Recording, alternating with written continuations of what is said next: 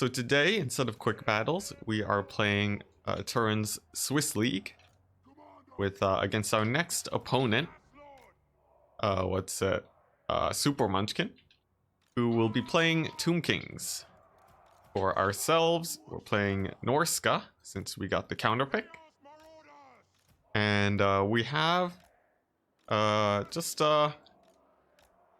nice Norskin build here, I think. With Burning Head, Fireballs, and a pretty chunky front line. Going to be using those guys to hold the line for our range units, these javelin throwers. And then we'll be using these dogs to counter any skirmishing that comes our way. This map is very small, so we're not too worried about spirit leeches, which is why I've only brought one caster. And yeah, we're not too worried about skirmish in general. So we're going to see if we can. We're going to see if we can pull it through. Super Munchkin is a pretty French player. Cool. Hello, Shidoku. Nice. But yeah. So yeah, we're up against Super Munchkin. We got Throg for his anti-large. Same with the javelins. And then the skin wolves will be focusing on diving that back line.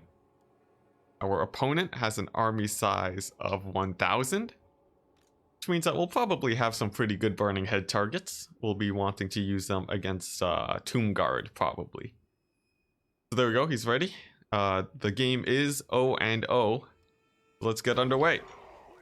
Immediately, so we're seeing a deployment on the far side of the map and a large number of skirmishers along with some Ushapti. So the Ushapti can be mostly avoided here. We can just stay out of their range while we reposition, and then we should be good to go. The actual front line is just skeleton warriors, which isn't too worrisome. In fact, it feels like the infantry front for the Tomb Kings is very thin. I'm not sure exactly where all of that money went. So yeah, we're feeling pretty confident so far. These skeleton horsemen are shooting at my dogs here, but they have such high missile resist that we're actually not too worried, and we should be able to catch these skirmishers here. Now that we're close enough, we'll see if we can get a charge. And we land it pretty well. The skin wolves coming into support will push back the Nehekara horsemen. And now we can begin advancing. These dogs have anti-large, and you can see they are very good against skirmishers. The Ushapti have turned to support though. So we'll have to be a bit worried there. Especially for our skin wolves. But other than that, I think we're good. Now we don't want our skin wolves to rout off the map. So we're going to pull them here and run through the middle. And now we're seeing where most of my opponent's income has gone. And that is yeah, that makes us feel a lot better because we can just focus on our we can just focus on this frontline fight, and we should be good to go. There are more stalkers here though, so I think Throg will need to evacuate. And let's see here. We just want to push through and stall out the range units. I think Throg did overextend, so we'll have to bring him back now.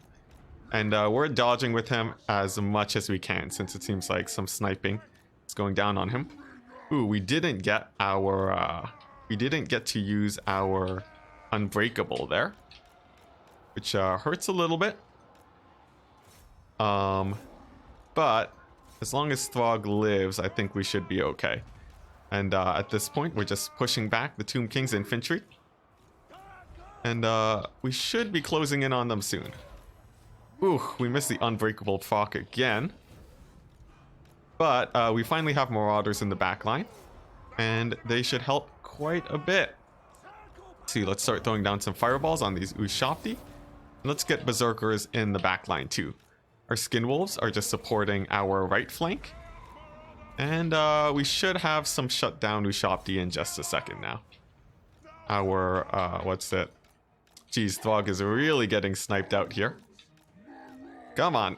Oh man, Throg, why you gotta do this to me? I did miss Micro Throg pretty hard, and that could bite me in the butt here.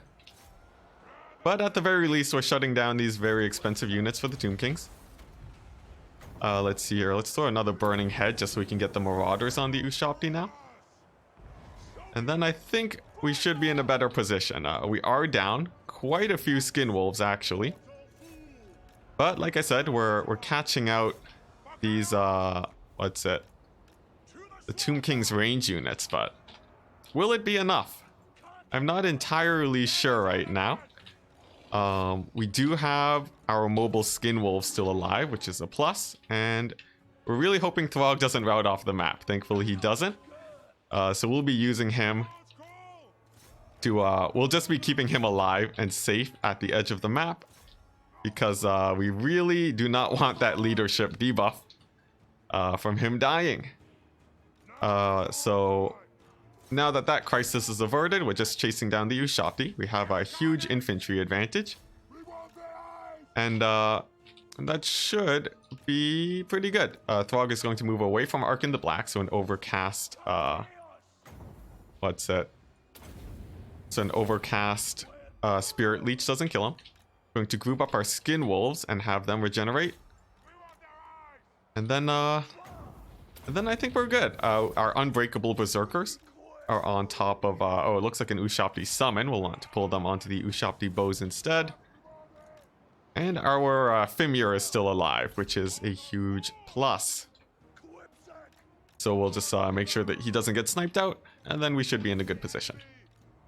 Let's see here. These Stalkers are running away from my infantry, which is, that's fine. It means that they're getting occupied by Marauders.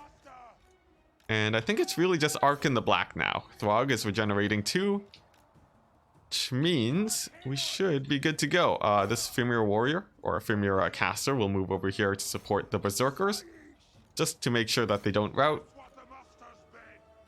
And then I guess we just save our Skin Wolves to snipe out Arc in the Black. We also want the Javelins to kill the Stalkers. And once that's done, I believe we're good to go. These are just a Skeleton Warrior summon, so we'll just move away from them. And now we can focus on killing these Stalkers. They're getting bogged down by our Marauder champions. And with Skin Wolf support, they should be going down. So pretty nice first game. It was definitely a bit dicey at the start there.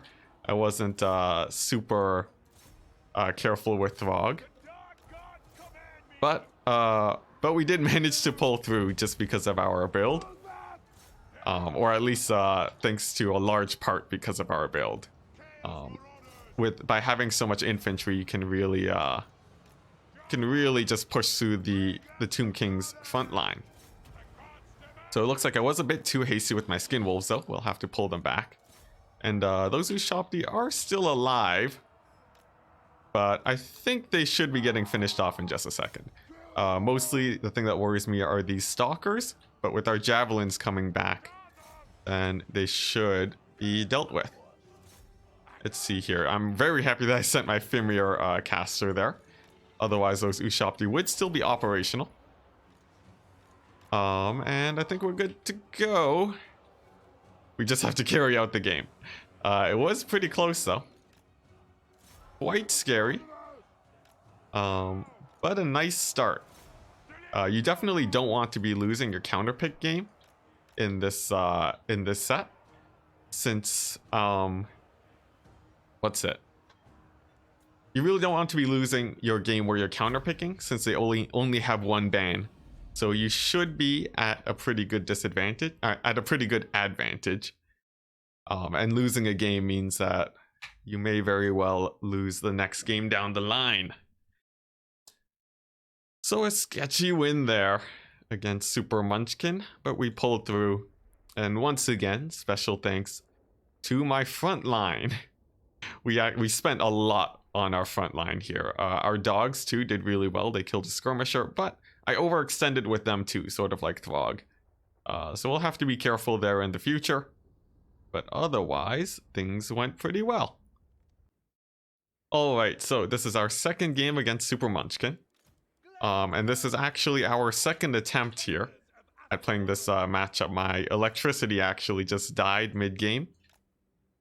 And our opponent has said it's okay for us to just do a replay of the game.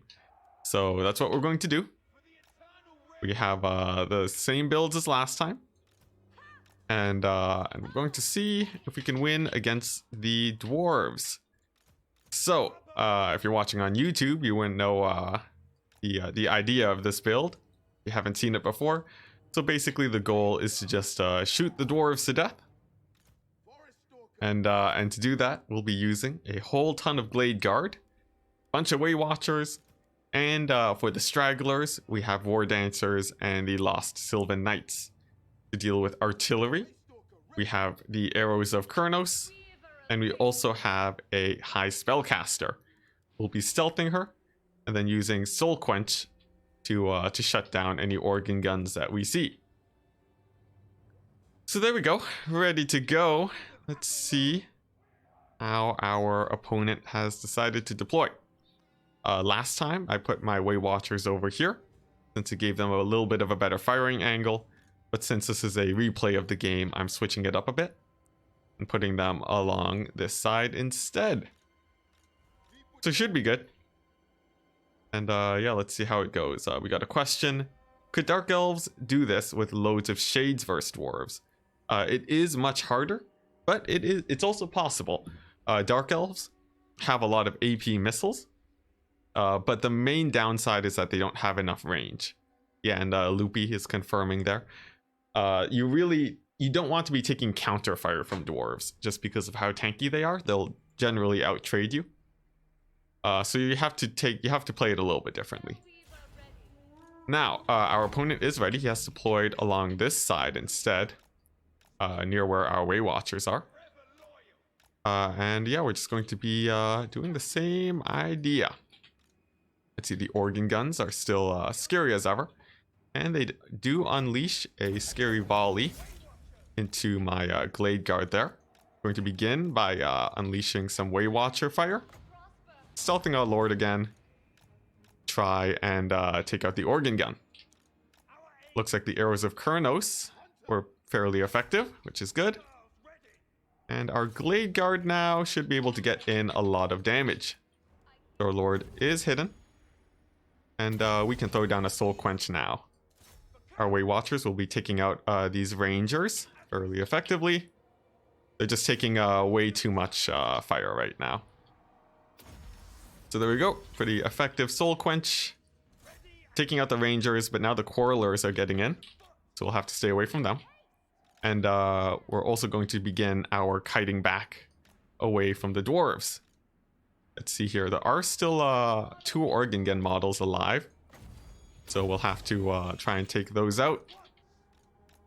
And we're bringing in our Sylvan Knights to deal with all these Quarrelers now. There we go. We've successfully taken out that organ gun model. And now we're getting that sweet engage onto the Quarrelers. These Slayers are moving in to deal with the Sylvan Knights, but it means that this organ gun is undefended, and we should be able to get a lot of damage here.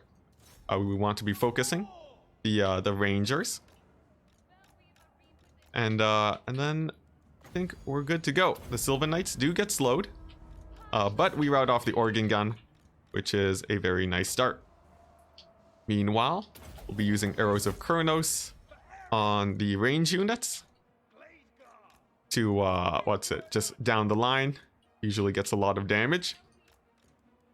It looks like the Arrows of Kurnos didn't fire, or maybe I just missed it. And our Way Watchers are going to be shooting onto the sides of these dwarf formations here, so that they can, so that they can maximize their damage. We're also going to be continuing to kite back. Our Sylvan Knights have taken a lot of damage, but the kite game can now begin. Let's see, these Warriors of Dragonfire Pass can take another volley of Way Watcher fire. And that should beat them up pretty nicely. The Sylvan Knights will rout off those dwarf warriors. And as long as our lord can finish off these organ guns, I think we're good to go. Let's see here. These dragonback slayers should be taking a lot of damage from these glade guard. And we'll just be running away from them, getting in our volleys. There we go. So we've managed to rout off these dwarf warriors here, which is very good. And we almost have a full surround on these guys, but we did get caught out by some rangers, so we'll have to loose a volley towards them with our way watchers, and just keep trying to run as best as we can. The organ guns are still getting chased off the map, which is a huge plus. And our war dancers have pushed off the rangers for now. So we're just going to continue kiting back, as we always do. Man, that organ gun is very hard to chase off. I sort of want to bring my Sylvan Knights in here to stop it. But I guess what we have going right now is good enough. Our main focus right now is dealing with these Dragonback Slayers. And our War Dancers have already delayed that right flank engagement. Let's see here. These guys only do fire damage, so they'll take they won't do any bonus damage versus Sylvan Knights, which is good. And as soon as our Lord gets back, I'll be feeling a lot more comfortable. These let's see, Slayers have been reduced to 4 models. And these Lords are actually getting pretty zoned out here. There we go. So that's that guy gone. The Slayers are gone now, which is good. And we can start positioning our Way Watchers to shoot up these Rangers. Of course, Gromvrindle is a little bit scary here, and we weren't paying attention to this right flank and the units that were in the forest there. So we'll have to worry about some miners with blasting charges. We can take them out with our with our Way Watchers. Our War Dancers might be able to get in on them too, but it looks like they'll throw a volley of blasting charges, which is a little bit unfortunate. But actually they don't, and we get a huge yeah, quite a bit of damage there. I think we're good to go. Our Sylvan Knights are engaging too. And now I'm starting to think about that organ gun. We have kited back so far though that the organ gun doesn't really pose much of a threat. So maybe that's less of a problem than I think. It's also been reduced to just 1 model. So yeah, honestly, I don't think that organ gun is too scary. Now, we are starting to run out of ammunition. We'll have to be careful there. We have this forest to support us though. And our Way Watchers can get some nice crossfire with these Glade Guard and all the Rangers in the center here. They also no longer have those miners to defend the right flank, which means we can just play extremely aggressively here without really worrying about too much. Our melee troops should be very strong. And we can just run them over with our War Dancers. So let's take out these Quarrelers now. And I think there's not much left for the Dwarf Army. It's really just their heroes at this point, with Gotrek at extremely low HP. And I think we can take him out with our Waystalker. Gromvrindle has used his Unbreakable on them, which will help. But I don't think it will make a huge impact. That organ gun is firing into us though, and I'll use a Soul Quench to take it out. I think we're good to go. See here, the Soul Quench looks like I'm not sure if it took out a model or not. And Gotrek is being a huge pain, so we're just going to try finishing him off with the Way Watcher fire. And it looks like we just missed with an entire volley, so a little bit bad there on our part. But with this next volley, he should be going down. Let's just use 1 Way Watcher to make sure that we're conserving our ammunition. And pull our archers around to, so that they don't block line of sight. Gotrek's actually giving a lot of trouble there, but we do finally manage to take him out. And we take out the organ gun too. So it's just some dwarf warriors now and some slayers. And with our Waywatcher fire, we're feeling very confident. So there we go. Let's just chase off those miners and take a look at the army size. It is indeed just these dwarf warriors left. So I think a Waywatcher volley should be optimal versus them, especially shooting into their backs. And it does okay damage. We will have to be careful that we don't run out of ammo here. But we have a lot of winds of magic. And I think just with the Sylvan Knights we might be okay. Let's get another volley in on the Dwarf Warriors. And hopefully they should be running soon. Nice, our opponent saying that this is very painful. Indeed it is. Getting kited by Wood Elves is generally just a very bad situation. So there we go. We catch off these Dwarf Warriors. We'll use our hero to snipe him out. And then now we just have to shoot these Slayers in the back until they're dead. They don't manage to get their block in on time. They take a lot of damage. And I think another volley is all we need to take them out. There we go. It gets them very low. And our Waywatchers can now focus on sniping out Gran. They are much faster than him.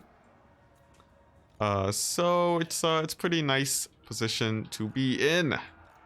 We don't want our Sylvan Knights to be engaged for too long, so we're going to send in our War Dancers instead. And we're going to position very closely to Gran, just to make sure that our volley hits. And there we go. It does a good amount of damage, but not a ton. I think we'll just be using our spells to take him out too, which should be very efficient. So there we go, it even knocks him down, which means we can get another volley as he gets up, which is a guaranteed hit. You can see there it does a lot of damage. We can also cycle charge him in between volleys, just being careful that our Lord doesn't get murdered. There we go. Let's see here. We'll bring in our Sylvan Knights to let her disengage. And then I think we're good. Gran is very strong, but not strong enough to win here. He does land some hits against our Lord though, so we'll need to use our Sylvan Knights to peel for her. And then we can disengage with those Sylvan Knights to shoot him in the face again. This is usually how you want to deal with single entities. You do see a lot of the time people will fire at them from very far away, which is usually not the optimal situation. That's because a lot of your arrows will miss. And then when it comes to when it comes to the late game, single entities are just can be very strong if you don't have any ammunition. So being very efficient here is super important. And with that, Gran should be going down any moment now. We do have a couple more volleys left on our units, and he doesn't have any healing. So an unglorious death for him is what he'll be facing today. Okay, nice. GG. So let's take a quick look at the armies here. It really all comes down to the Waywatchers. They actually only just paid for themselves. And a lot of that was because I kept running them into Rangers, which was very suboptimal for them. So what actually got our value here?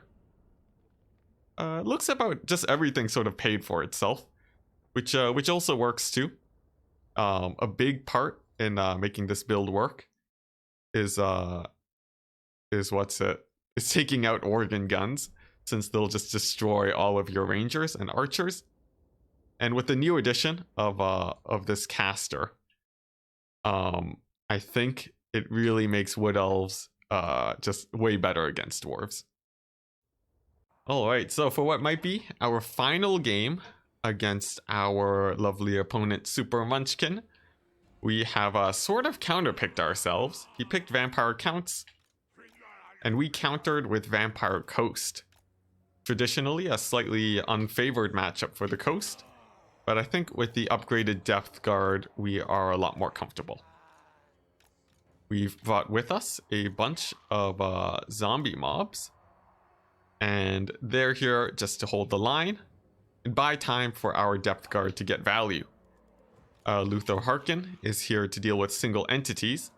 So in case we do see the oh so familiar Isabella build, Luther will be able to snipe her out and kill the black coaches too.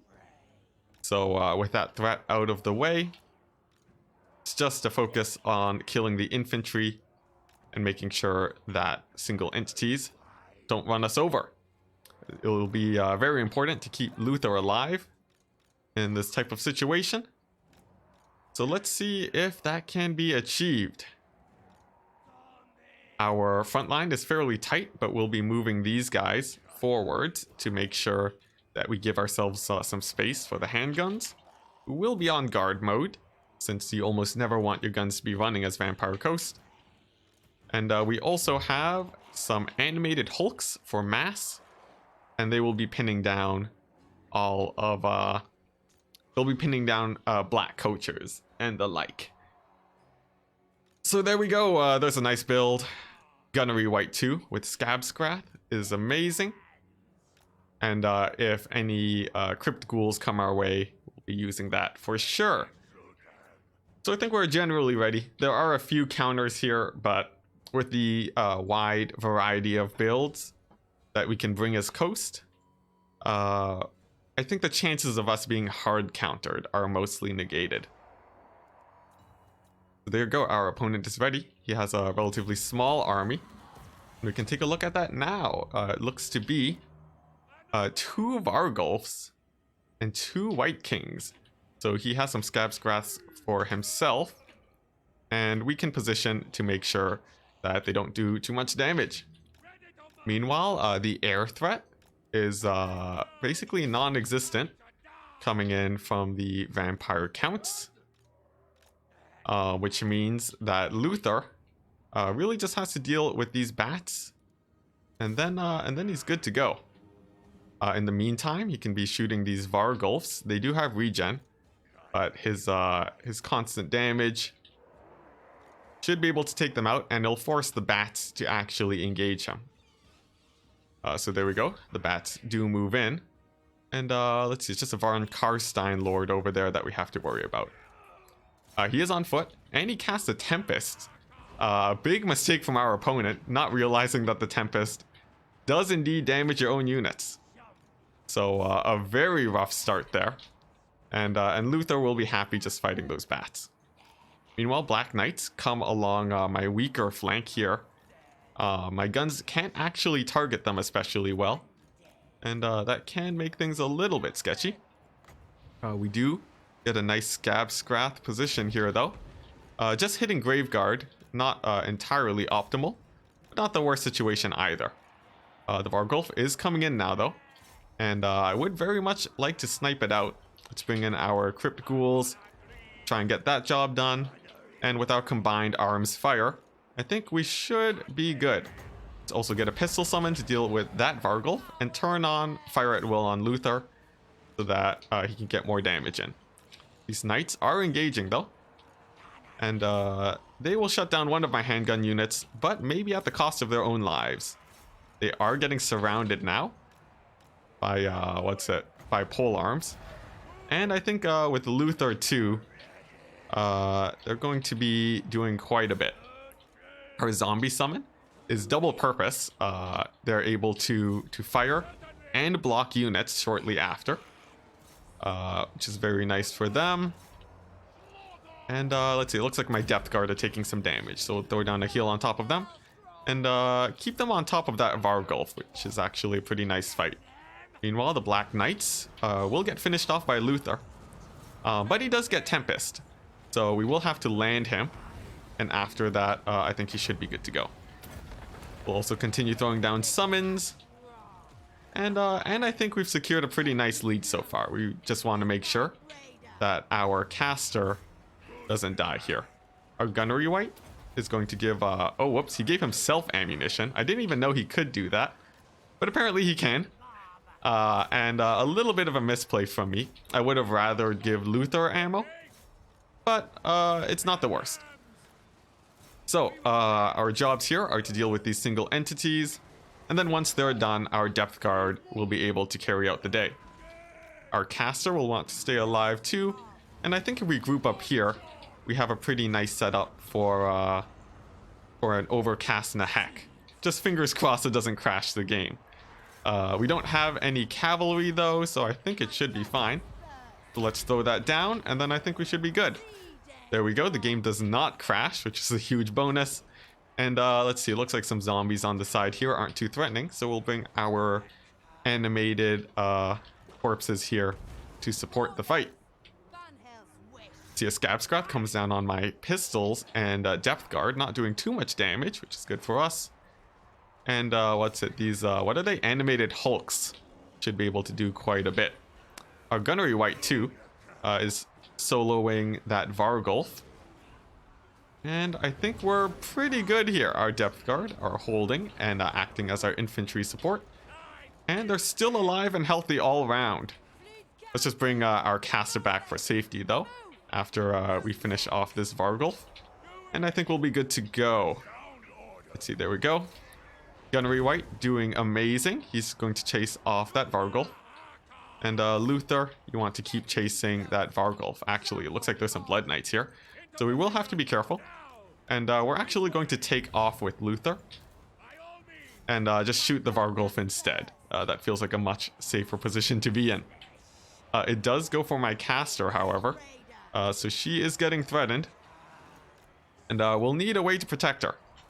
Luther can do okay, and we have pole arms here helping out too.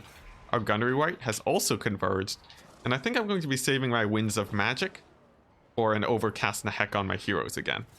Hulks are going to be dealing with the knights, and what's it? Depth guard moving into support too is pretty nice for us.